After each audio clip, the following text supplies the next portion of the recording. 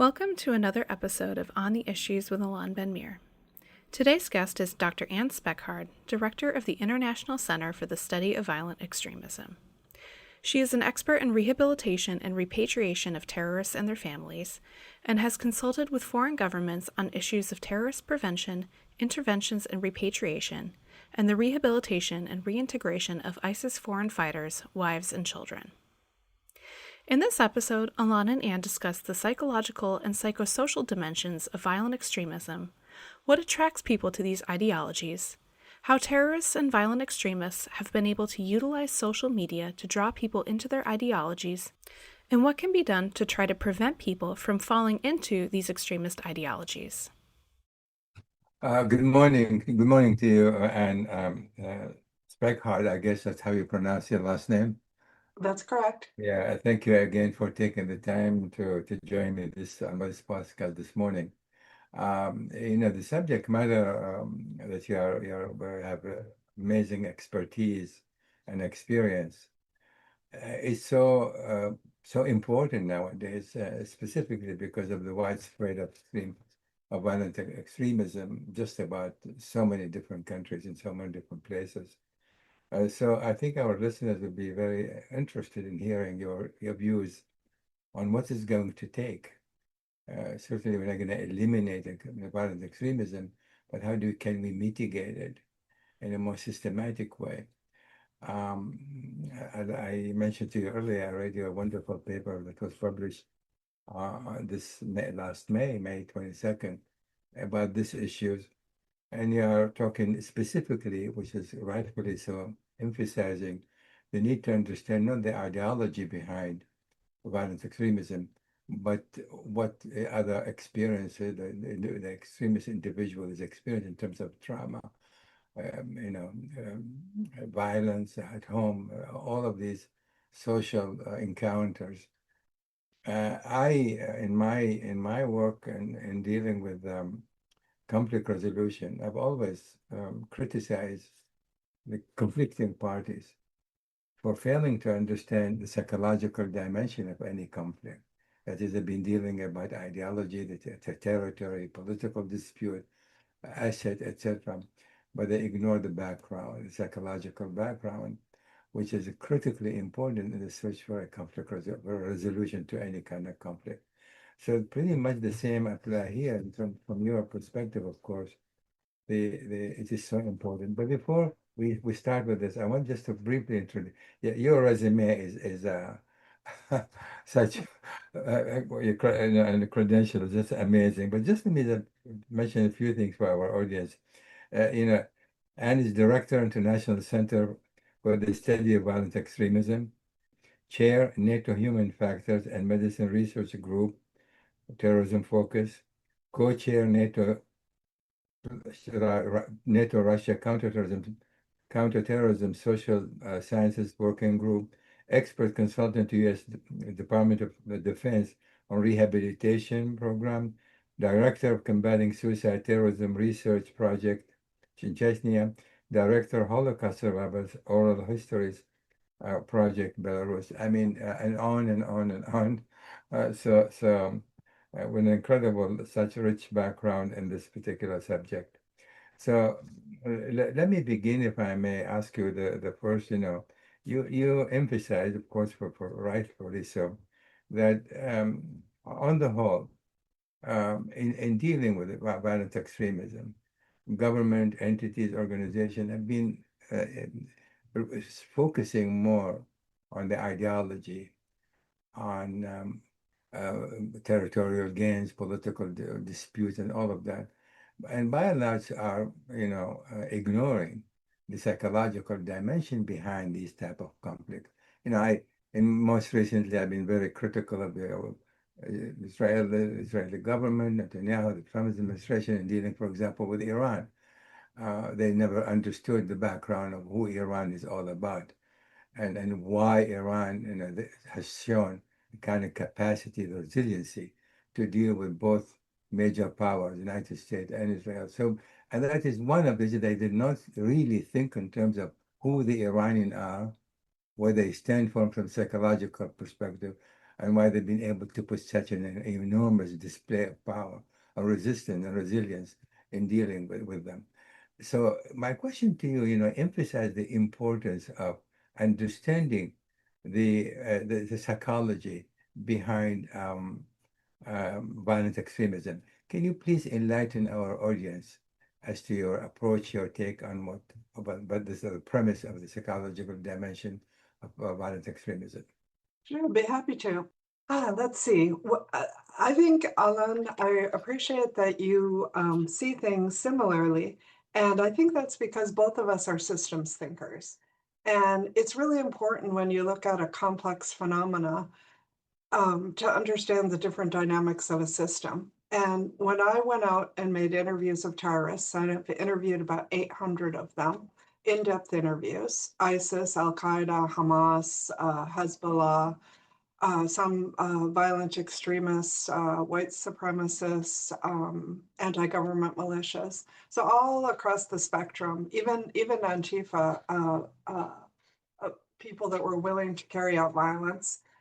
In all areas of the spectrum, what I came up with when I got to about 400 interviews is to answer the question, what makes a terrorist? What are the necessary ingredients to make a terrorist? And I came up with the lethal cocktail of terrorism. And now I like to joke because everybody else has the staircase, the pyramid. So you can see where my mind is because I made a cocktail.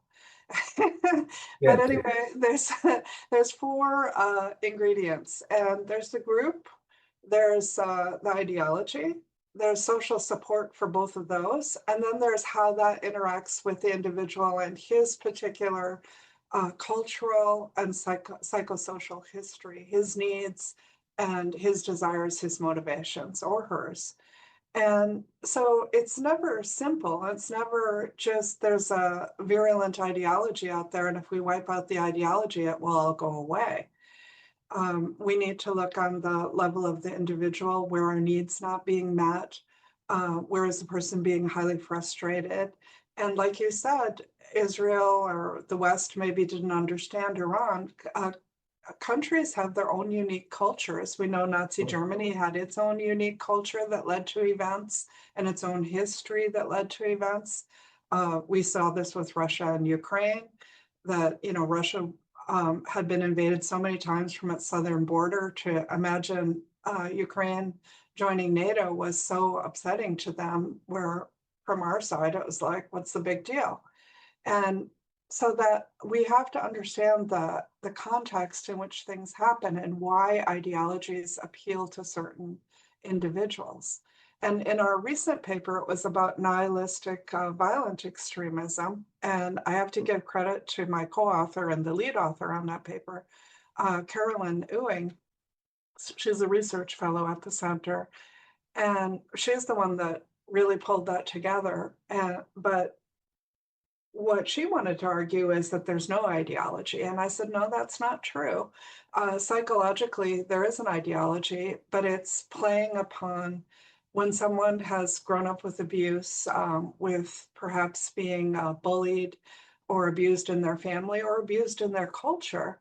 When they fall down these internet rabbit holes and a whole bunch of people start telling them either be prey or be preyed upon or prey upon others, and that you want to be the powerful one. So encouraging an identification with the aggressor, which makes them distance themselves from their victimhood, but always distance by continually victimizing others and believing that that somehow empowers them, and also just having a really nihilistic view of it's not worth staying alive, so take out as many people as you can, take yourself out. And that is an ideology, but it's not a real apparent one like Al-Qaeda or ISIS or white supremacism. But in any case, you always want to look at what are the vulnerabilities of the individual. And I always argue that no individual joins a violent extremist or a terrorist group except he or she goes into it believing that it's going to meet their needs. So the ideology of the group speaks to them in a way that makes them sound like, oh yeah, you get me, and I can belong, I can have significance, I can be empowered, I can have purpose if I go along this track.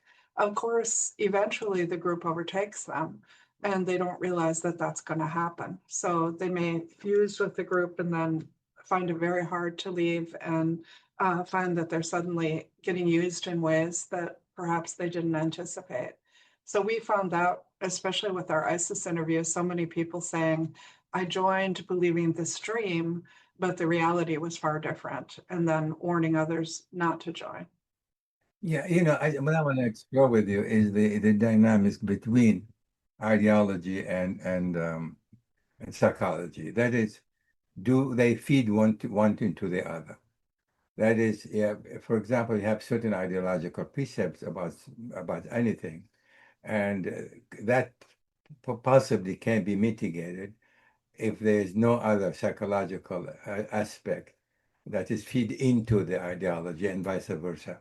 Can you elaborate on that? I mean, that's my take. That is because you're absolutely right to suggest ideology does play a role in violent extremism. And to mitigate that, we have to go to look into the psychological aspect or dimension of what is that. How do they feed into one another? Because I don't both exist, and you Okay, can possibly do both. let's look at a few examples, and I would widen. I always say there's four variables: the group, the ideology, the social support for both of Yeah, them, right. and then the individual. And on the individual level, we should look psychosocial. So not just psychology, also culture. So, for example, there's this family in Holland that starts hearing about ISIS, and they're hearing it on the news. They're not watching any propaganda, nothing. And they're like, wow, Baghdadi took over a third of Iraq and a third of Syria.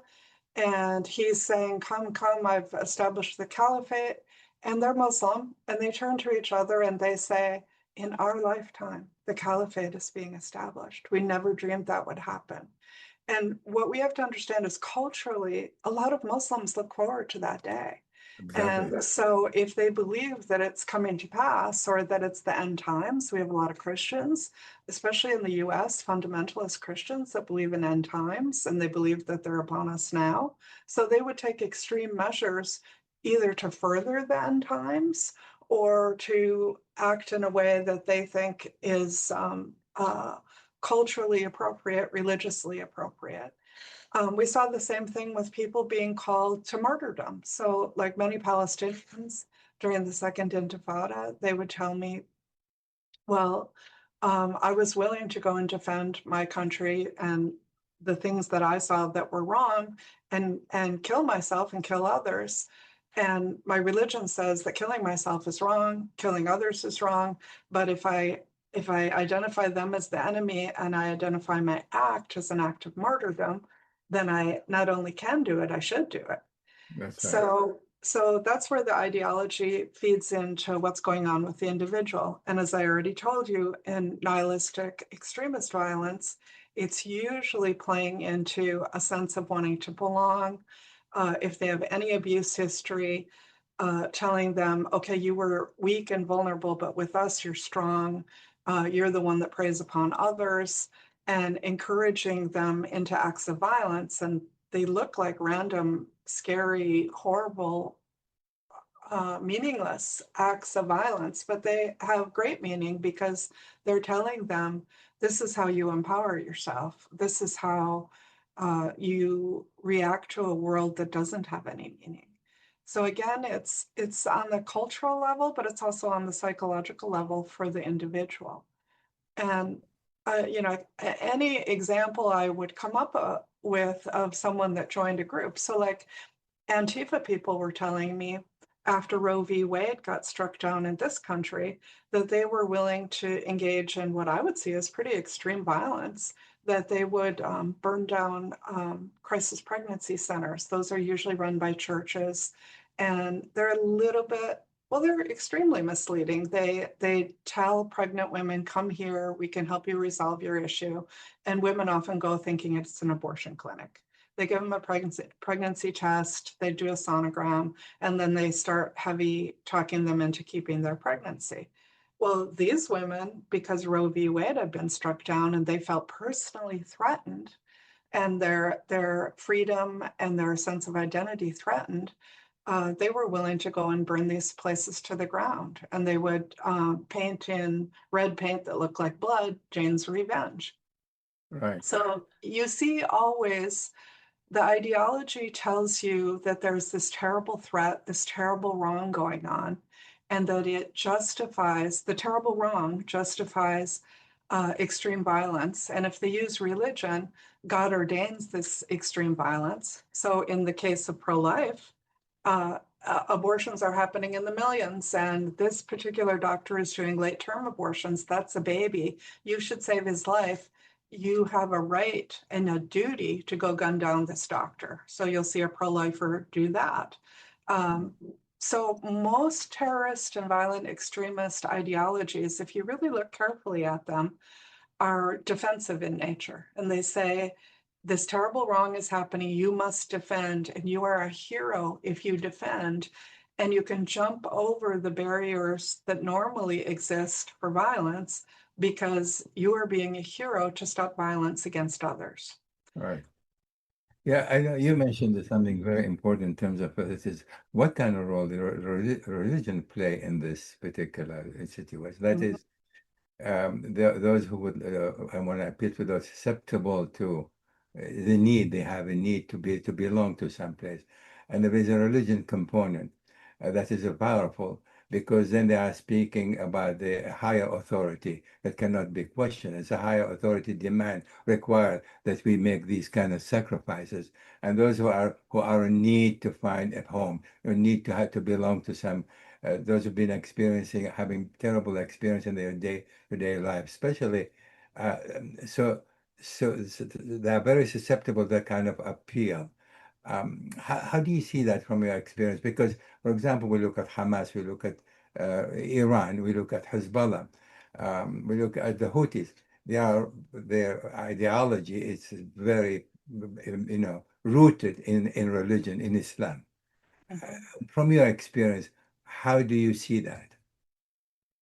Well, I would say always they're showing something that Israel does to their people. So Israel would be wise to be very careful about what it does so that it can't be used in propaganda as war crimes.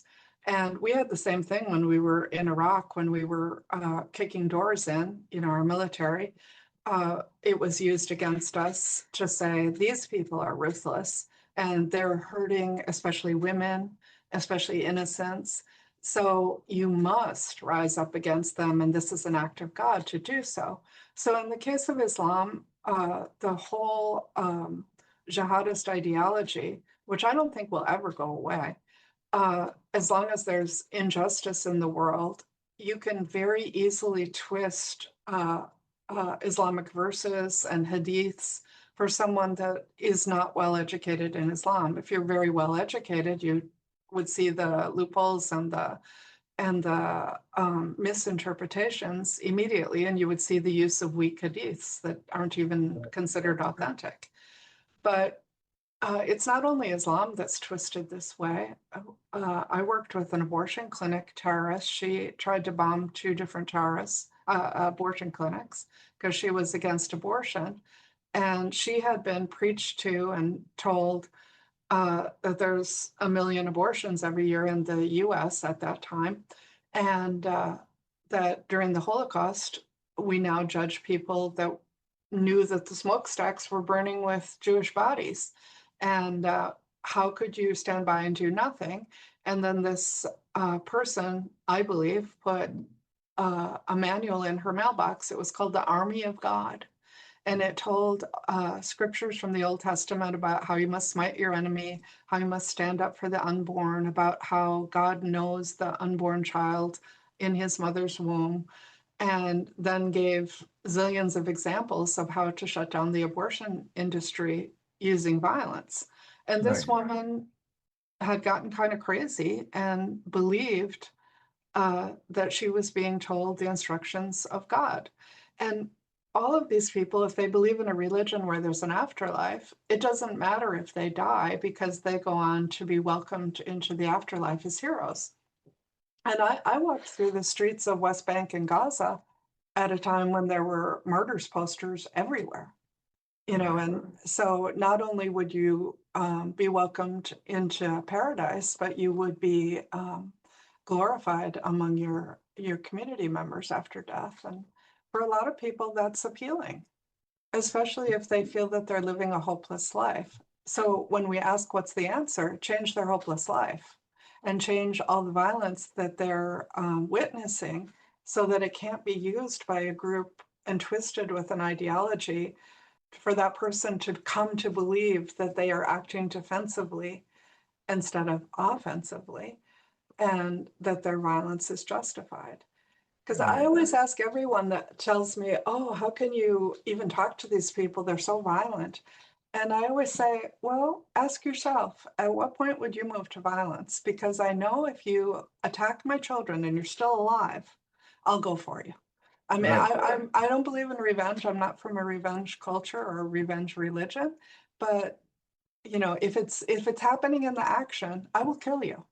If you are threatening to kill my children, there's just nothing I won't do, and I will also die trying to protect my children. And most people would agree with that. So think you can push that, and you can also you can play with that symbolically, because you can say, okay, you're not defending your own children, but the children of your neighbor. We're all one family. We're all one religion. You have a duty. And Islam actually says you have a duty towards your community.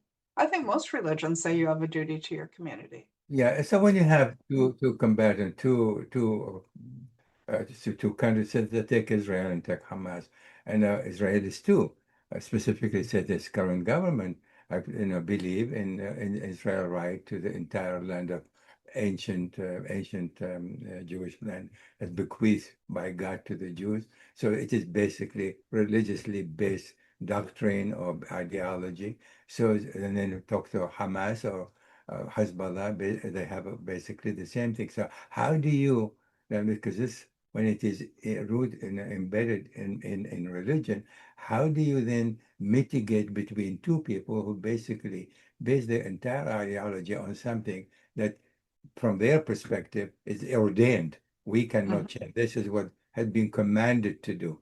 How do you go about that from your perspective? How do you deal with how do you mitigate that? I've Well, been struggling with this for 30 years now. I think, as soon as, you get them both to the table and you try to get them to agree going forward, but because there's so much past history, there's so much reactivity. So, just the same as Hamas disrupted the Oslo Accords. I remember going to the prison to visit Ahmed Sadat. He was the leader of the PFLP, which had done a lot of suicide terrorism and plane hijackings and things like that. And he didn't even like suicide terrorism. He said he did it because it was necessary, and all the groups were engaging, so his group engaged as well. So you also see on a sociological level, groups compete with each other. So they have Yes. to engage in things that maybe they wouldn't have normally. But I asked him, okay, when you're traveling through West Bank, y'all have to show this identity card to get anywhere. There were checkpoints everywhere.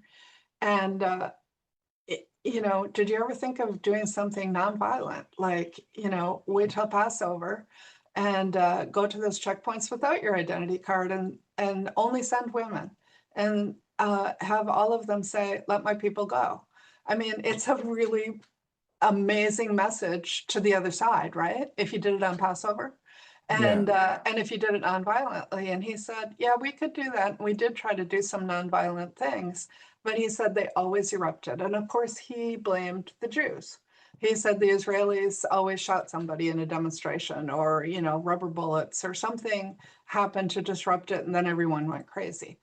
And I think he's right. I think when you have people that have so much history of violence on both sides, there's so much reactivity. that, you have to be a really talented negotiator to keep both sides at the table. And that's where I would give the Qataris a lot of credit, and maybe also Qatari money, because maybe something that will keep you at the table is the belief in building a future, which costs a lot of money. If you want to rebuild, and, the Qataris were in a position to say, we'll rebuild this, we'll rebuild that, or we'll, pull together a fund for you. But even they had trouble keeping both sides at the table. So, Yeah. I mean, yeah, it's from very, my very difficult. right. From my experience, talking to the Israelis, talking to Palestinian extremists, they see very little room, very little space for compromise. That is, this is basically all or nothing, almost like that. And so, from your experience, have you come across? I mean, you have talked to all of these extremist group, their representative, and you have a very, very good idea of about their trend of thoughts and what they believe in. Did you find any way by which this religious aspect, that dimension, how do you address that particular point? That is, Oh, since it okay, is sure. Yeah. since it has been ordained, so it is they have to go against the wishes of so-called the Almighty to compromise something that has been ordained for them to do. So how do you go about that? You find someone extremely educated in the religion. So I did a de-radicalization program through our center for a year and a half for someone that I would say was convicted of a Al-Qaeda related crime. He was in a Western country, and he wanted to do something like the Madrid train bombing. Mhm. Because remember the Madrid train bombing? Yeah, Ended up with their government changing, and they pulled out of the coalition attacking at Iraq. So he was a spiritual leader. This particular guy was pretty well educated in Islam, believed that it was wrong, but it was so wrong what was going to happen in Iraq. And it's true, 60,000 civilians or more were killed. that's right. And that in his country, if he did something like the Madrid's, he was aiming for a football stadium. If he helped to do that with his followers, it would be the work of God. So we spent a year and a half with him, and he had already de-radicalized somewhat in prison just by reading, because he was a very voracious reader of Islamic texts. And our sheikh took him step by step through every justification that jihadists use, and why it was not a legitimate justification in Islam, and Right. when you could fight.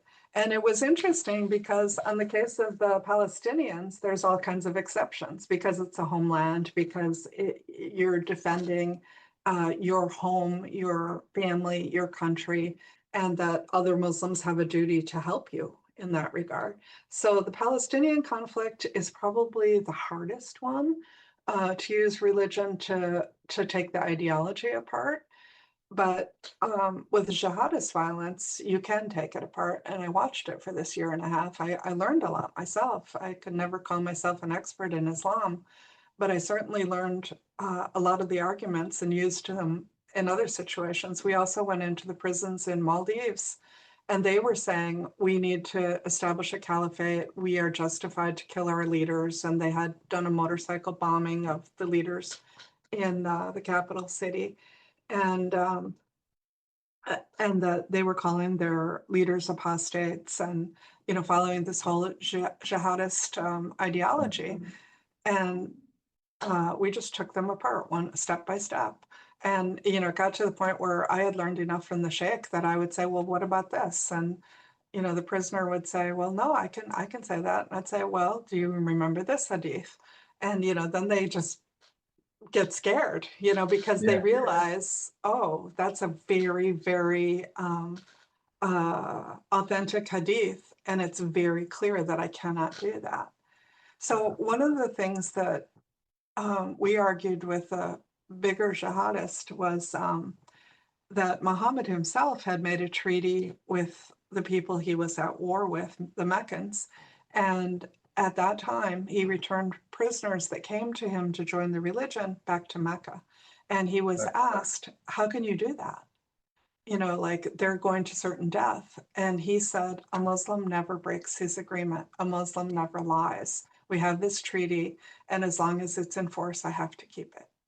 And so we went back over that and said, okay, you know, how do you justify your actions when Muhammad himself said, no, you have to keep your agreement. And so it's quite interesting, but I would say you need to get the religious experts at the table, and they need to be able to take the ideology apart, because our religions really don't condone violence except in self-defense. Yeah, I mean, especially when you talk about Christianity, Judaism, and Islam, I mean, there's so much in common in terms of values, a set of beliefs, and all of that.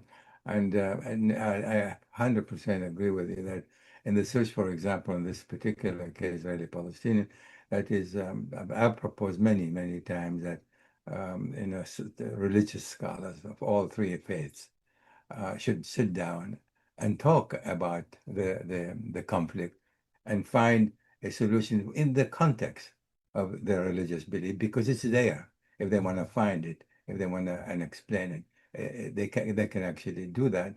But that is obviously is not happening much. And of course, is it being the conflict is because of being aggravated because of the policies. That Israel is Well, it engaging. is happening to a certain extent, because I know Emirates has made this, I can't remember what it's called, the House of Many Religions or whatever, but or Mohammedan religions. Yeah, But some extremists are really offended by that, because they feel that, I know our particular guy was offended by that. And we talked a lot about Syria, and he said, the new leader, al-Shara, cannot do this because of our religion. And our sheikh had to agree with him and say, yeah, that's true, it can't. And you know, if he's proclaiming to follow the religion. So there's always going to be these sticky details that are going to be really difficult for the different parties to come to terms with. But you can usually find things where in the religion, with the religious leaders, there were compromises made when it was to keep the people safe, um, to for the greater good. yeah. Well, I mean, the shared values between the three religion, monolithic religion, the shared values. Islam is also derived from Judeo-Christian, belief and values. So, I mean, there is a common denominator that they can all share, and if that is they were to apply it to the religious set of belief, I think they can find a solution. But just the here where the ideology and agreed for whatever, for land, for it is preventing them from actually sitting down and finding, because in my view, a solution that also based on religion will be more enduring if it's what I if it's agree. I agree. found about.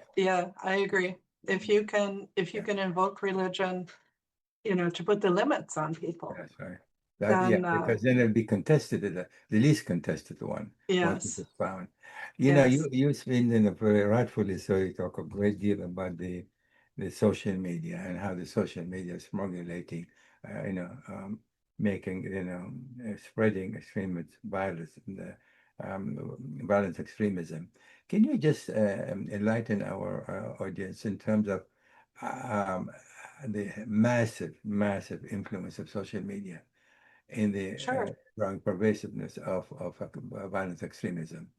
Yeah, I think it's really fascinating, Alon, that when ISIS came into full power and they declared their caliphate, everyone said, "Oh, they're masters of online recruiting and this and that." And they were good, and the Syrians were good at video. They had a thriving video industry before any of that happened. So, and then they recruited a lot of people from Europe that were also good at video. So they made a lot of videos, but Hamas and Hezbollah had made videos before.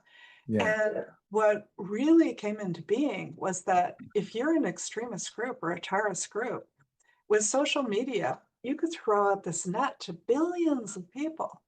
and put your video on Facebook, on Twitter, on YouTube, and then you could just sit back and look at the comments and who's agreeing with you, who's sharing it, who's liking it. So there was this journalist in France that pretended to be interested in joining ISIS. She pretended she was a 17-year-old Muslim girl. And she liked a video on Facebook of a jihadist that was in ISIS in Syria.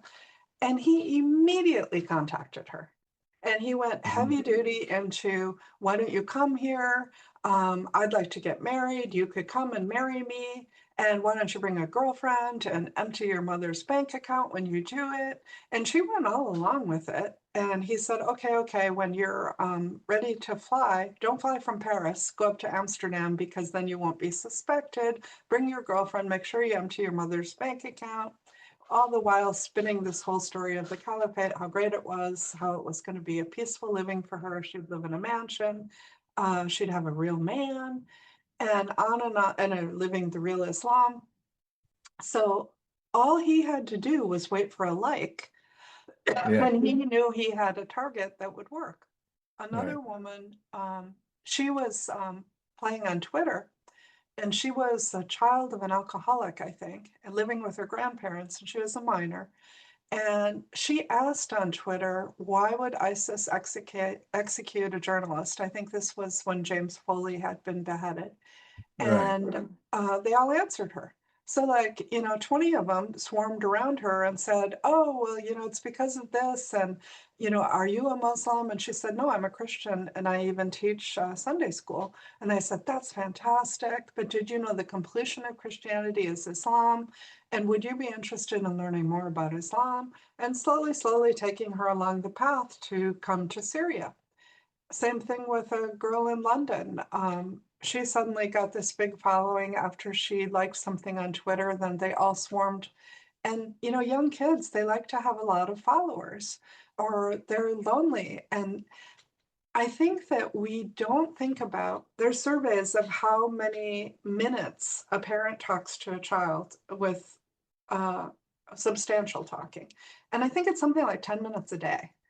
And so think about it. Your teenager comes home, they have their laptop, their iPod, their phone, whatever it is, iPad. They go sit in their room after dinner, and if there is even a family dinner, and the parents have talked to them 10 minutes, and this is considered good parenting. And we all have busy lives. Most mothers are also working nowadays. And the jihadist or the white supremacist or the anti-government militia, whoever it happens to be, can hook your kid just from a simple like, and suddenly, say, hey, would you like to talk, and get on Zoom, get on Skype. And we're seeing each other. I don't know where you are, but I'm in the Washington, D.C. area. It seems like we're in the same room. We're having a good conversation. And if you wanted to talk me into something, you might be able to do it, or vice versa. That's how it works. And then that's one aspect of it, that it's very personal, very warm, gives you an immediate sense of belonging and an immediate sense of a group around you. So the group forms around you. But not only that, anything that you start to like or start to watch, the algorithms themselves suggest more to you. Which is why when we did all the ISIS videos, we did, I think, 250 ISIS videos of people that I had interviewed that agreed to speak against ISIS. So we made these little 3-minute videos of them telling why they thought the ISIS dream was true, what they were unhappy with their lives. So you see the psychosocial, why they joined and traveled to Syria, and what the reality was, and then finishing with, don't come here, it's really stupid, or you're not helping the Syrians, or it's not even Islam. And we put those up, but we gave them all disgusting names, like the Glorious Caliphate or the Wonderful Martyrs of Islam, because we wanted the algorithm to suggest it to anybody that was watching ISIS YouTube videos. And that's exactly what happened. And so that, they would be shocked with another message from an actual ISIS person. Those, by the way, are on our YouTube channel. And if you want to sit and watch white supremacist or ISIS people talking, There's over 250 short videos there. You can get a real education listening to the actual people telling their stories. Yeah. I mean, you know, obviously social media has been a major source of recruitment for radical organization, and it's continued to grow for that matter. And you also speak about, you know, some the preventive, you know, means method that need to be employed. And we know the big tech companies that control these social media platforms are doing very little, in fact, to rein on that kind of radicalization through their own social media means. What some of your suggestions are extremely sound. Would you share some of what can be done to minimize? I want to cover two other subjects before we come becoming very close. What can you suggest? Practical 2, 3, 4 steps in order to contain at least. We cannot eliminate, obviously, the use of social media for the purpose of radicalization. But what practical step you think you can suggest that need to be taken for somebody who has a teenager, doesn't want them to be influenced so much by this kind of recruiting campaigns? Well, I believe in stress or inoculation, ideological inoculation, just like you take a vaccine. And I used to say it was for teenagers, you should do it in 8th grade. Now I think you should do it in 5th grade. And any ideology that's out there and is popular, I think you should teach it in schools. Yeah. And you should teach it exactly as the group teaches it. You should know what the components are, what the claims are, and debunk it. Because you can almost always, well, you can always debunk a terrorist ideology if you understand it well. And some people argue, oh, then you're going to attract these kids into it. Well, I guarantee as soon as they get their first phone, they're going to be looking at everything. And then they're going to see it in video format, highly emotional. And all of us know that when our emotions get engaged, sometimes we don't think as well and we can get Exactly. steered in a different path. Right. So I think if you teach it in school very cognitively and without the emotions involved and using the emotions to say, this is wrong and this is why it's wrong. And, you know, so don't be fooled when you later see this sold to you in an emotional way. And it's just the same as, you know, teaching kids about sex, teaching them about good nutrition. You know, Coca-Cola is going to tell you you're going to have a great life if you drink Coke and you're going to have lots of girlfriends. And, you know, that's not true. You're going to get fat and the sugar's going to, you know, screw up your liver. But so I believe that that's really, really important. The social media companies, of course, have a duty, and we know under Trump that they've been allowed to be a lot less diligent in that regard. And they've also, they're having a hard time with white supremacism and incels and things like that because they're a little bit harder to identify easily. Like with ISIS, they did something called hashing, and any ISIS film that was out, they would identify it, and then the machine would take it down immediately. And they could give this to all the little social media companies as well, and say these are all the things that your machine should be looking for and take down. But it's harder when it's more insidious and more covered. And even jihadist groups have learned how to evade. So like they'll spell jihad with the number 1. So, you know, it doesn't come up. But images for sure get matched. And we ran into that with YouTube. YouTube took our channel down twice because we used a lot of ISIS film as B-roll when these ISIS guys were telling their stories. We would just take film from ISIS and illustrate what they were talking about. So that, and then our things were named disgusting names. So the machine thought we were ISIS, promoting ISIS when we were doing the exact opposite.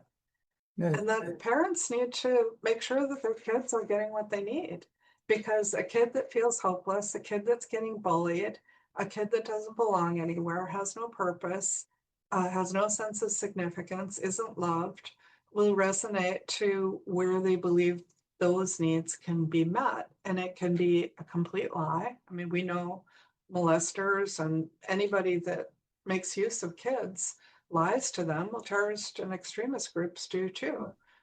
But if a parent's on top of it, and then I would say there's lots of parents that aren't on top of that. And, you know, sometimes because they're horrible people and sometimes because they're just working 3 jobs. And then our Well, I mean, schools have to be on top of it. in terms of priority, I mean, I agree with you. I mean, the school is probably teaching the school is a proper number one. Certainly at home, the parents, the role of the parents in this regard is extremely important. And if the tech companies, of course, will have to take far greater measures. That is, well, as I see it, that is the growing, that is, given that there is, to my knowledge, schools are not doing enough. And like you said, parents are often busy. Some of them have to do one or more than one job and have very little time to spend with their kids. Tech companies are sitting still, obviously not doing enough. So the projection for the future is going to get only worse and not getting any better. Do you see it that way? Well, I see that, I don't know about in every country, but definitely in the US and in a lot of places in Europe, the rich are becoming extremely rich. And you have safety net in Europe, but you don't have it in the US. And I think as our middle class gets disempowered and diminishes, you're going to have a lot of people really vulnerable to any group or any ideology that preys upon their sense of injustice and their anger and their hopelessness. So, you know, a lot of people, the extremist groups themselves are predicting civil war. I don't think it'll be an actual civil war. I think it will be more acts of extremist violence, which we've already seen. I was on the defense team for someone that was in a group that they didn't attack an ICE facility, but they went and shot fireworks outside of an ICE facility and protested, and they all got convicted of terrorism. So it's the government being repressive towards those acts and protesters saying, this is so unjust. We're going out and protesting, and we're going to see more and more violence on both sides.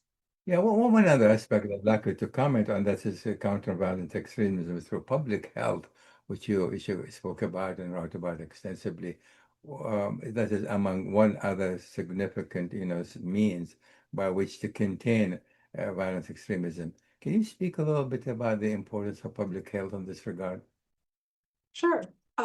During the Biden administration, the Department of Homeland Security and I think Justice was promoting a lot of grants, training grants, and also actual groups that were working to address mental health, psychosocial health, and to fill a lot of those gaps for particularly youth that would be vulnerable to joining an extremist group.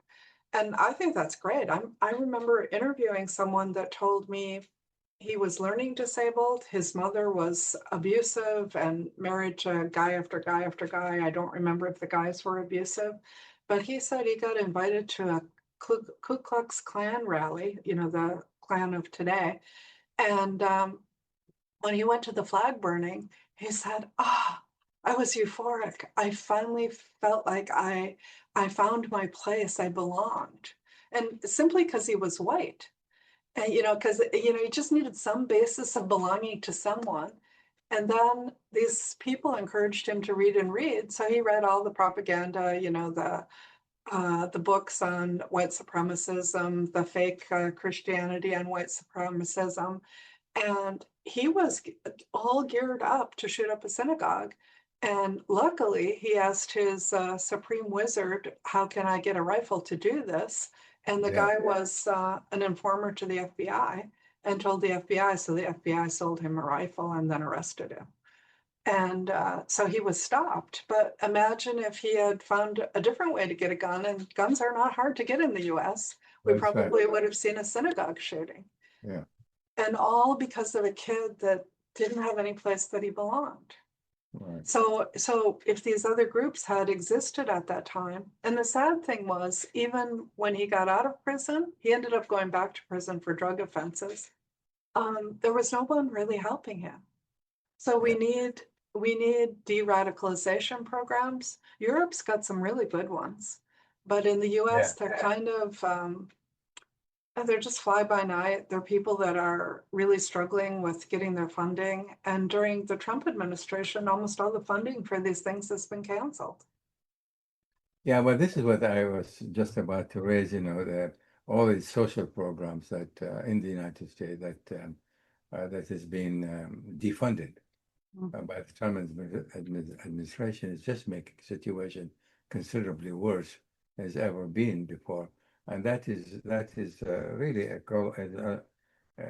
This is we should be awakening call for the United States. That is what because the trajectory for the future coming from this country, it looks rather, from my perspective, rather very troubling.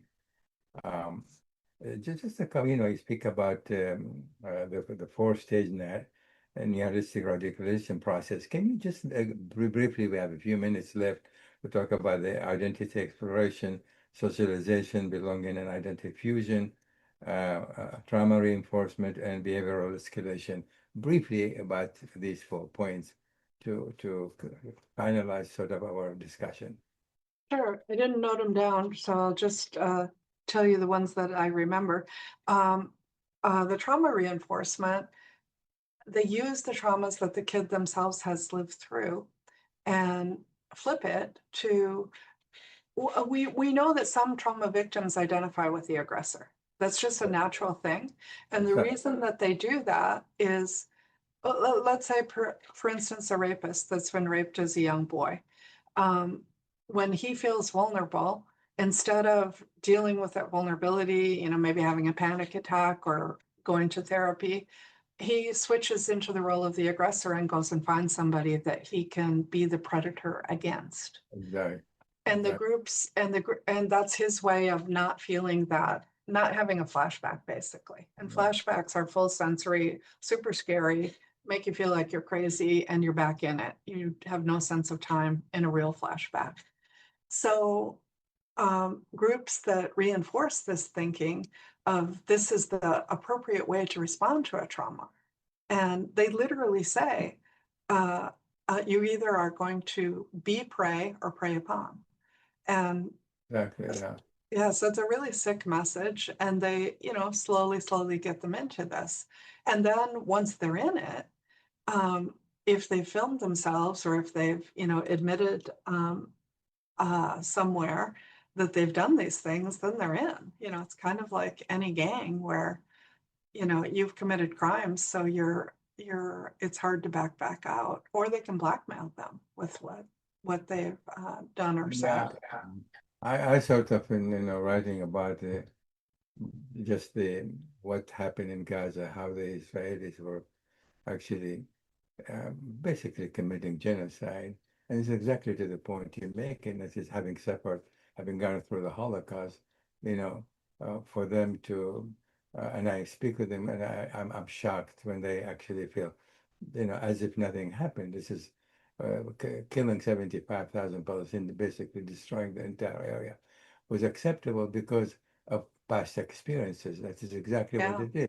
As I become the victim, become the victimizer, and it's really, and it's one of the reasons, you see this type of conflict is perpetuating. It's fear-based, and you have to slow the person down and help them to walk through that flashback. Right.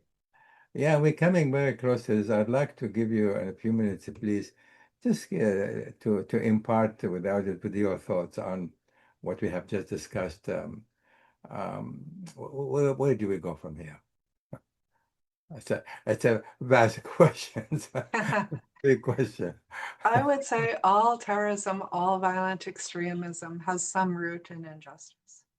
So the more that we can work for justice and, a compassionate response to human beings, when we put people in prison, I just did a prison evaluation to a young guy in Florida that told me he was imprisoned at 17 for 17 years, and he spent two and a half year stints in solitary confinement. what do we expect from him when he comes out? And Exactly. miraculously, this guy was smart and used his time in solitary confinement to really examine himself and to work through traumas. I don't know how he did it, with no help whatsoever, and came out better. And I said, wow, if they put you back in prison, because he was being evaluated for what happens next, they'll put you in solitary again. Maybe that's the best place for you. And he said, it turns you into an animal. He Yeah. said, at some point, it's just so inhumane that it turns you into an animal. Right. And I've talked to so many people that have been soft tortured, things that we don't really think are torture, but being put in a cage is torture. No human being should live in a cage. Of course not. And so as much as we're able, if we can do rehab, if we can get people off of drugs, if we can offer them some hope, if we can do trauma therapy and prevention, of course, get kids when they're young and, get them out of traumatic and non-nurturing environments into nurturing ones, then, we'll benefit from a better society. So I always say it's like, like in a beauty contest, when they ask you what's the answer to terrorism, well, a just and good world, of course. And that's really truly the answer, bring peace to everyone. Right, right. Well, and thank you so much. I would have loved to continue this conversation for a while, and hopefully we'll have a chance to do it one more time.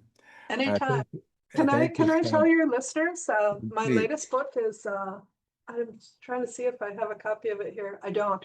It's Homegrown Hate. And Uh-huh. it was interviewing over 50 white supremacist and anti-government militias.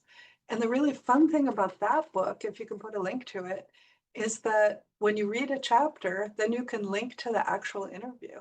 And so you can get a counter narrative video of the person speaking. So it's a multimedia book in a way. I mean, you can be reading a print book, but then go to your computer, or if you read it on Kindle, just click and you hear the person talk. I would love to look at it. Yeah, and promote it. I really do. I will. But is it also online? Yeah, it's online. So Okay. No, we I access it. think I put the price down to $2.99. You can get it on the Kindle for nothing. Can I get And it for $2.75? yes, you can. You can. I'll send you a copy if you're in the US. If you're in Israel, it's probably too expensive to send a hardback. Again, thank you so much, Anne. I'm looking forward to seeing you again, and all the very best to you. Thank you again. Okay, and to you also. Thank you. Bye-bye. Bye now. Bye-bye now. Thank you for listening to this episode on the issues. You can find this podcast on my SoundCloud page, and stay tuned to my social media accounts for the latest analysis and announcements.